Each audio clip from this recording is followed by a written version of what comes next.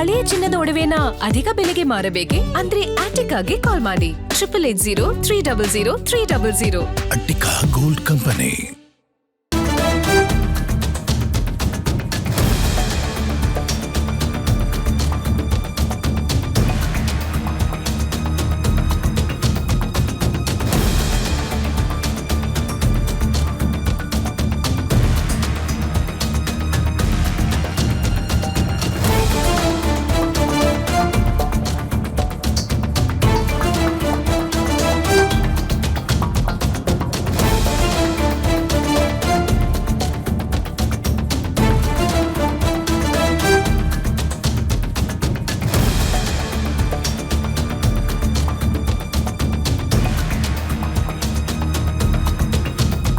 ಜಮೀರ್ ವಿರುದ್ಧ ಬಹಿರಂಗ ಅಸಮಾಧಾನವನ್ನ ಹೊರಹಾಕಿದ್ದಾರೆ ಸಿದ್ದರಾಮಯ್ಯ. ಜಮೀರ್ ಖಾನ್ಗೆ ಸಚಿವ ಸ್ಥಾನ ಕೊಡುವಂತೆ ಬೆಂಬಲಿಗರು ಪಟ್ಟು ಹಿಡಿದಿದ್ರು. ಕಾವೇರಿ ನಿವಾಸದಲ್ಲಿ ಸಿದ್ದರಾಮಯ್ಯಗೆ ಬೆಂಬಲಿಗರು ಬಂದು ಒತ್ತಾಯಿಸಿದ್ರು, ಹೆಂಗಾದ್ರೂ ಮಾಡಿ ಜಮೀರ್ ಅವರಿಗೆ ಸಿಎಂ ಸಚಿವ ಸ್ಥಾನ ಸಿಗೋ ಹಾಗೆ ಮಾಡಿ ಅಂತ. ಆದ್ರೆ ಈ ವೇಳೆ ಜಮೀರ್ ಅಹಮದ್ ಖಾನ್ ವಿರುದ್ಧ ಸಿದ್ದರಾಮಯ್ಯ ಆಕ್ರೋಶ ವ್ಯಕ್ತಪಡಿಸಿದ್ದಾರೆ. ಯಾಕೆ? ಜಮೀರ್ ತನ್ನ ವಿರುದ್ಧ ಕೆಲಸ ಮಾಡಿದ್ದಾರೆ ಅಂತ ಸಿದ್ದರಾಮಯ್ಯ ಇದೇ ಸಂದರ್ಭದಲ್ಲಿ ಹೇಳಿದ್ದಾರೆ. ನನ್ನ ಆಪ್ತ ಅಂತ ನನ್ನ ವಿರುದ್ಧ ಕೆಲಸ ಮಾಡಬಹುದಾ? ಜಮೀರ್ ಬೆಂಬಲಿಗರಿಗೆ ನೇರವಾಗಿ ಕೇಳಿದಂತ ಸಿದ್ದರಾಮಯ್ಯ, ದಾವಣಗೆರೆ ದಂಗಲ್ನಲ್ಲಿ ಕಾಂಗ್ರೆಸ್ ಅಭ್ಯರ್ಥಿ ವಿರುದ್ಧ ಜಮೀರ್ ಕೆಲಸ ಮಾಡಿದ್ದಾರೆ. ಜಮೀರ್ ಆಡಿಯೋ ಹಾಗೂ ರಿಜ್ವಾನ್ ರಿಪೋರ್ಟ್ ಬೆನ್ನಲ್ಲೇ ಸಿದ್ದರಾಮಯ್ಯ ಅಸಮಾಧಾನ ವ್ಯಕ್ತಪಡಿಸಿರೋದು. ಜಮೀರ್ ನಡೆಗೆ ಸಿದ್ದರಾಮಯ್ಯ ಮೇಲೆ ಹೈಕಮಾಂಡ್ ಅಸಮಾಧಾನವನ್ನ ಹೊರಹಾಕಿದೆಯಂತೆ. ಹೀಗಾಗಿ ಸಿದ್ದರಾಮಯ್ಯನವರಿಗೆ ಬೇಸರ ಜೊತೆಗೆ ಕೋಪವೂ ಕೂಡ ಇದೆ.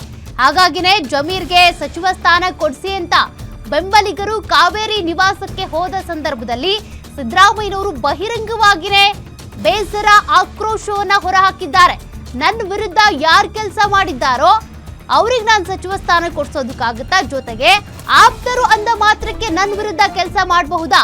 ಪಕ್ಷ ವಿರೋಧಿ ಚಟುವಟಿಕೆ ಮಾಡಿದ್ರು ಜಮೀರ್ ಅನ್ನುವಂತ ಒಂದ್ ಆಡಿಯೋ ಏನ್ ವೈರಲ್ ಆಗ್ತಾ ಇದೆಯಲ್ಲ, ಅವರೇ ಮಾತನಾಡಿದ್ರು ಅನ್ನುವಂತ ಆಡಿಯೋ, ಅದ್ರ ಬಗ್ಗೆ ಕೂಡ ಪ್ರಸ್ತಾಪ ಆಗಿದೆ. ಈ ರೀತಿ ಎಲ್ಲ ಇವ್ರು ಮಾಡ್ಕೊಂಡಿರೋದ್ರಿಂದ ಹೈಕಮಾಂಡ್ ನನ್ ಮೇಲೆ ಅಸಮಾಧಾನ ಮಾಡ್ಕೊಂಡಿದೆ, ನನ್ ಮೇಲೆ ಸಿಟ್ಟಾಗಿದೆ, ಹೀಗೆಲ್ಲ ಮಾಡಬಹುದಾ ಅಂತ ಬೆಂಬಲಿಗರ ಬಳಿನೇ ಜಮೀರ್ ಬೆಂಬಲಿಗರ ಬಳಿ ಸಿದ್ದರಾಮಯ್ಯನವರು ಅಸಮಾಧಾನ ಹೊರ ಹಾಕಿದ್ದಾರೆ. ಇಲ್ಲ, ಅದು ಮಾಡಂಗಿಲ್ಲ. ನೀವು ಅವರ ಪರಮಾಪ್ತ. ಇಲ್ಲ, ಅದು ಮಾಡಂಗಿಲ್ಲ. ನೀವು ಅವರ ಪರಮಾಪ್ತ. ಇಲ್ಲ, ಅದು ಮಾಡಂಗಿಲ್ಲ. ನೀವು ಅವರ ಪರಮಾಪ್ತ. ಇಲ್ಲ, ಅದು ಮಾಡಂಗಿಲ್ಲ. ನೀವು ಅವರ ಪರಮಾಪ್ತ. ಇಲ್ಲ, ಅದು ಮಾಡಂಗಿಲ್ಲ. ನೀವು ಅವರ ಪರಮಾಪ್ತ.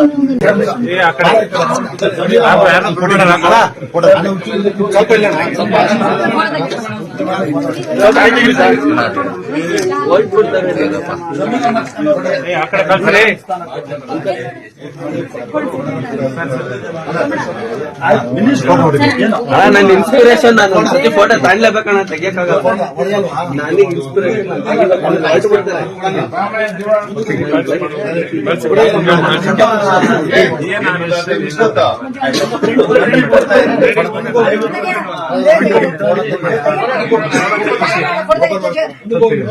ನಿಮಗೆ ನೀವು ಅವರ ಪರಮಾಪ್ತ.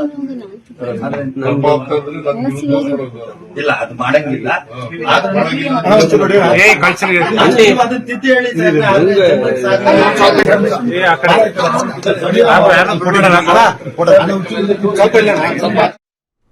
ನೋಡಿ, ಆ ದೃಶ್ಯಗಳನ್ನ ನೀವಲ್ಲಿ ಗಮನಿಸ್ತಾ ಇದ್ರಿ. ಸಿದ್ದರಾಮಯ್ಯನವರ ಬಳಿ ಜಮೀರ್ ಅಹಮದ್ ಅವರ ಆಪ್ತರು ಬೆಂಬಲಿಗರು ಹೋಗಿ ನಮಗೆ ಈ ಸಚಿವ ಸಂಪುಟದಲ್ಲಿ ಜಮೀರ್ ಅವರಿಗೆ ಸಚಿವ ಸ್ಥಾನ ಕೊಡಿಸ್ಬೇಕು ಅಂತೇಳಿ ಮನವಿ ಮಾಡ್ಕೊಳ್ಳೋದಕ್ಕೆ ಹೋಗಿದ್ದಾರೆ. ಆ ಸಂದರ್ಭದಲ್ಲಿ ಅವ್ರು ಕೇಳಿದ್ದಾರೆ, ಅಲ್ಲಿ ಜಮೀರ್ ಅವರು ನಿಮ್ಮ ಪರಮಾಪ್ತ ಅಲ್ವಾ, ಅವ್ರಿಗೆ ಸಚಿವ ಸ್ಥಾನ ಕೊಡಿಸಿ ಅಂತ. ಹಾಗಾದ್ರೆ ಪರಮಾಪ್ತ ಅನ್ನುವಂತ ಕಾರಣಕ್ಕೆ ನನ್ನ ವಿರುದ್ಧ ಷಡ್ಯಂತ್ರ ಮಾಡಬಹುದಾ, ನನ್ನ ವಿರುದ್ಧ ನಡ್ಕೊಳ್ಬಹುದಾ ಅಂತ ಸಿದ್ದರಾಮಯ್ಯನವರಲ್ಲಿ ನೇರವಾಗಿ ಕೇಳಿದ್ದಾರೆ.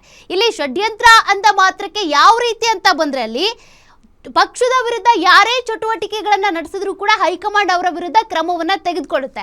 ಅದ್ರ ಜೊತೆಗೆ ಅವರು ಯಾವ ಬಣದಲ್ಲಿ ಗುರುತಿಸ್ಕೊಂಡಿದ್ದಾರೆ, ಯಾರು ಆಪ್ತರು ಅನ್ನೋದು ಕೂಡ ಅಲ್ಲಿ ಪ್ರಮುಖ ಆಗುತ್ತೆ. ಈಗ ಜಮೀರ್ ಅವರು ಸಿದ್ದರಾಮಯ್ಯನವರ ಆಪ್ತರಾಗಿದ್ರು, ಅವ್ರ ಜೊತೆ ಗುರುತಿಸ್ಕೊಂಡಿದ್ರು, ಎಲ್ಲಾ ರೀತಿ ಒಳ್ಳೆ ಕೆಲಸನೇ ಈ ಹಿಂದೆ ಮಾಡಿದ್ರು. ಆದ್ರೆ ಬೆಳಗಾವಿಯ ದಾವಣಗೆರೆಯ ಬೈ ಎಲೆಕ್ಷನ್ ಸಂದರ್ಭದಲ್ಲಿ ಅವ್ರು ಮಾಡಿದ್ದೇನು? ಪಕ್ಷ ವಿರೋಧಿ ಚಟುವಟಿಕೆ. ತಮ್ಮ ಕಾಂಗ್ರೆಸ್ ಅಭ್ಯರ್ಥಿಗೆ ವೋಟ್ ಹಾಕಬಾರ್ದು, ಬದಲಿಗೆ ಬೇರೆ ಪಕ್ಷೇತರ ಅಭ್ಯರ್ಥಿ ಗೆಲ್ಲುವಂತೆ ಮಾಡಿ ಅನ್ನುವಂಥ ಒಂದು ಆಡಿಯೋ ಏನು ವೈರಲ್ ಆಯಿತು, ಅದು ಈಗ ಸಿದ್ದರಾಮಯ್ಯನವ್ರಿಗೂ ಒಂದು ರೀತಿಯಾಗಿ ಅವರಿಂದಾಗಿ ಕಳಂಕ ಬರೋ ರೀತಿ ಆಗ್ಬಿಡ್ತು. ಇವ್ರ ಆಪ್ತರು ಹಿಂಗೆ ಮಾಡ್ಬಿಟ್ರಲ್ಲ, ಪಕ್ಷ ವಿರೋಧಿ ಚಟುವಟಿಕೆಯನ್ನ ನಡೆಸಿದ್ರು ಅಂತ. ಗೆದ್ದಿದ್ದಾರೆ ಕಾಂಗ್ರೆಸ್ ಅಭ್ಯರ್ಥಿ, ಅದು ಬೇರೆ ಪ್ರಶ್ನೆ. ಆದರೆ ಪಕ್ಷ ವಿರೋಧಿಯಾಗಿ ನಡ್ಕೊಂಡಿದ್ದು ತಪ್ಪು. ಸಿದ್ದರಾಮಯ್ಯನವರು ಇಲ್ಲಿವರೆಗೂ ಕೂಡ ಕ್ಲೀನ್ ಇಮೇಜ್ ರಾಜಕಾರಣಿಯಾಗಿ ಕೆಲಸ ಮಾಡಿದವರು, ಅಧಿಕಾರದಿಂದ ಕೆಳಗೆ ಇಳಿಯೋ ರೀತಿಯಾಗಿ ಈ ಒಂದು ಪ್ರಕರಣವೂ ಕೂಡ ಆಗ್ಬಿಡ್ತಲ್ಲ ಅನ್ನುವಂಥ ಬೇಸರ ಜೊತೆಗೆ ಕೋಪ ಸಿದ್ದರಾಮಯ್ಯನವರಿಗಿದೆ. ಯಾಕೆಂದ್ರೆ ಪಕ್ಷ ವಿರೋಧಿ ಚಟುವಟಿಕೆ ಯಾರೇ ಮಾಡಿದ್ರು ಕೂಡ ಸಿದ್ದರಾಮಯ್ಯನವರು ಸಹಿಸಲ್ಲ.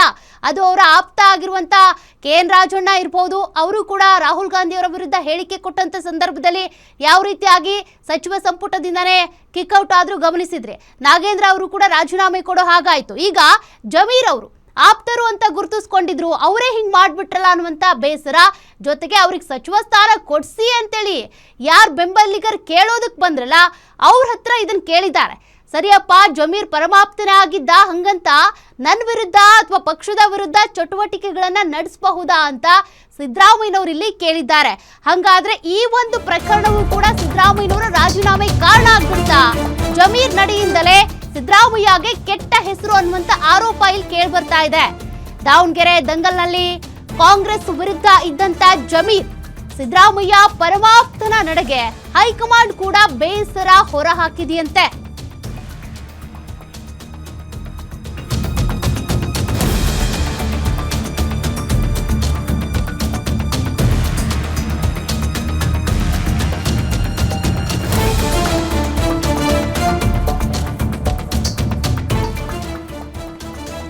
ಹೈಕಮಾಂಡ್ ಕೂಡ ಈಗ ಸಿದ್ದರಾಮಯ್ಯನವರ ಬಗ್ಗೆ ಬೇಸರ ವ್ಯಕ್ತಪಡಿಸಿದಂತೆ ರಾಜೀನಾಮೆ ಕೊಡೋಕು ಮುನ್ನ ಆಗಿರುವಂತ ಘಟನೆ ಇದು. ಇನ್ನು ರಾಜೀನಾಮೆಗೂ ಕಾರಣ ಆಯ್ತು ದಾವಣಗೆರೆಯ ದಂಗಲ್ ಅನ್ನುವಂತ ಆರೋಪ ಇಲ್ಲಿದೆ. ಜಮೀರ್ ನಡೆಯಿಂದ ಸಿದ್ದರಾಮಯ್ಯ ಕುರ್ಚಿ ಬಿಡುವಂತಾಯ್ತಾ? ಹೀಗಾಗಿನೇ ಜಮೀರ್ ವಿರುದ್ಧ ಸಿದ್ದರಾಮಯ್ಯ ಅಸಮಾಧಾನ ಈಗ ಸ್ಫೋಟವಾಗಿದ್ಯಾ?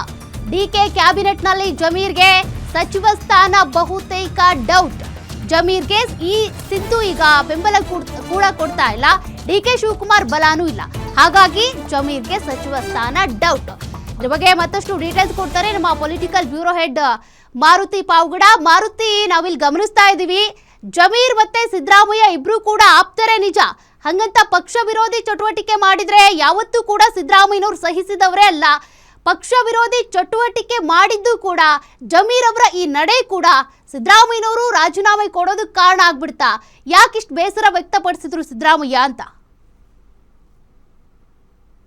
ಸೌಖ್ಯ ಸಿದ್ದರಾಮಯ್ಯ ಅವರು ಜಾತ್ಯತೀತ ಜನತಾದಳವನ್ನ ಬಿಟ್ಟು ಕಾಂಗ್ರೆಸ್ಗೆ ಬಂದ ಬಳಿಕ ಕಾಂಗ್ರೆಸ್ನ ಯಾವ ನಾಯಕರಿಗೂ ಸಿಗದೆ ಇರುವಂತಹ ಗೌರವ ಮತ್ತು ಸ್ಥಾನಮಾನಗಳು ಕಾಂಗ್ರೆಸ್ ಪಕ್ಷದಲ್ಲಿ ಸಿದ್ದರಾಮಯ್ಯ ಅವ್ರಿಗೂ ಸಿಕ್ಕಿದ್ದು ನಿಜ. ಅದು ಸೋನಿಯಾ ಗಾಂಧಿ ಅವರ ಕೃಪೆ ಇತ್ತು, ರಾಹುಲ್ ಗಾಂಧಿ ಅವರ ಶ್ರೀರಾಕ್ಷೆ ಇತ್ತು. ಕಾಂಗ್ರೆಸ್ ಹೈಕಮಾಂಡ್ನ ಬಹುತೇಕ ಎಲ್ಲ ನಾಯಕರು, ಮಲ್ಲಿಕಾರ್ಜುನ್ ಖರ್ಗೆ ಮೂಲ ಕಾಂಗ್ರೆಸ್ಸಿಗರನ್ನ ಹೊರತುಪಡಿಸಿದ್ರೆ ಬಹುತೇಕ ಎಲ್ಲ ನಾಯಕರು ಕೂಡ ರಾಜ್ಯದಲ್ಲಿ ಕಾಂಗ್ರೆಸ್ಗೆ ಸಿದ್ದರಾಮಯ್ಯ ಅವರು ಅನಿವಾರ್ಯ ಅನ್ನುವಂಥದ್ದನ್ನ ಪದೇ ಪದೇ ಸಾಬೀತು ಮಾಡಿಸ್ತಲೇ ಬಂದಿದ್ರು. ಹೀಗಾಗಿ 2.5 ವರ್ಷದ ಬಳಿಕವೂ ಕೂಡ ಅವತ್ತಿನ ಮಾತುಕತೆಯಂತೆ ಸಿದ್ದರಾಮಯ್ಯ ಅವರನ್ನ ಏಕಾಏಕಿ ಕಾಂಗ್ರೆಸ್ ಹೈಕಮಾಂಡ್ ಇಳಿಸೋದಕ್ಕೆ ಮುಂದಾಗ್ಲಿಲ್ಲ.